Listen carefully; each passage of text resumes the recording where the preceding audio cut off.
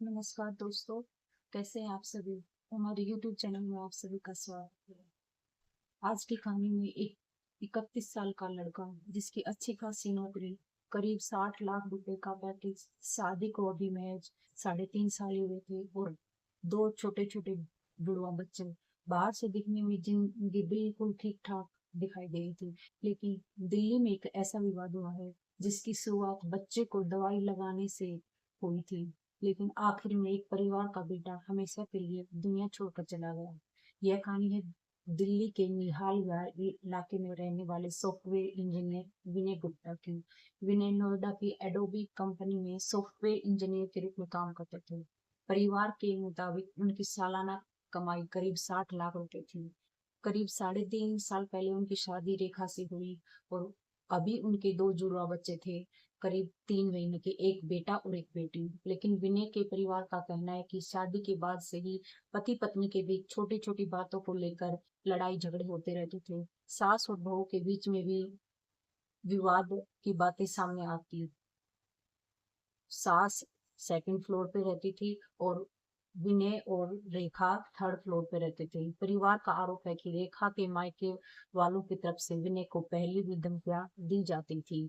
फिर आया शुक्रवार का दिन। बताया जा रहा है कि घर में बच्चे को दवाई लगाने को लेकर विनय और रेखा के बीच बहस हो गई। बात इतनी बढ़ गई कि दोनों के बीच कहासुनी होनी शुरू हो गई। रेखा नाराज होकर घर से बाहर चली गई।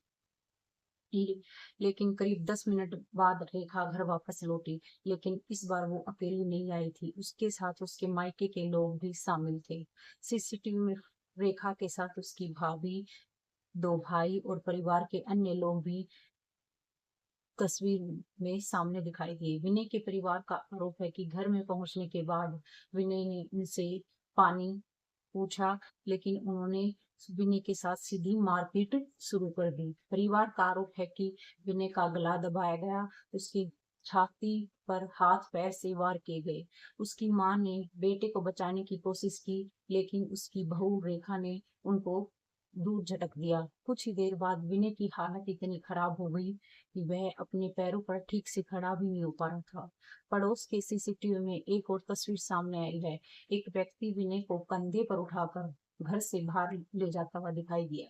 इसके बाद विनय को हॉस्पिटल ले जाया गया, लेकिन डॉक्टर उसे नहीं बचा सके। जिस घर में कुछ घंटे पहले पति पत्नी के बीच एक मामूली विवाद हुआ था, उसी घर में आज 31 साल के विनय का शव बाहर निकला है। और सबसे दर्दनाक बात है, पीछे रह गए उसके दो छोटे छोटे जुड़वा बच्चे। मामले की जांच शुरू हुई तो सीसीटीवी फुटेज पुलिस के लिए अहम सुराग बन गए। सामने आया कि घटना से पहले घर के सीसीटीवी कैमरे बंद कर दिए गए थे। हालांकि पड़ोस के कैमरों में घर से बाहर आने जाने वाले लोगों की गतिविधियां रिकॉर्ड हो गई। पुलिस ने इस मामले में विनय की पत्नी रेखा, उसके दो भाई और उसकी भाभी को गिरफ्तार किया है।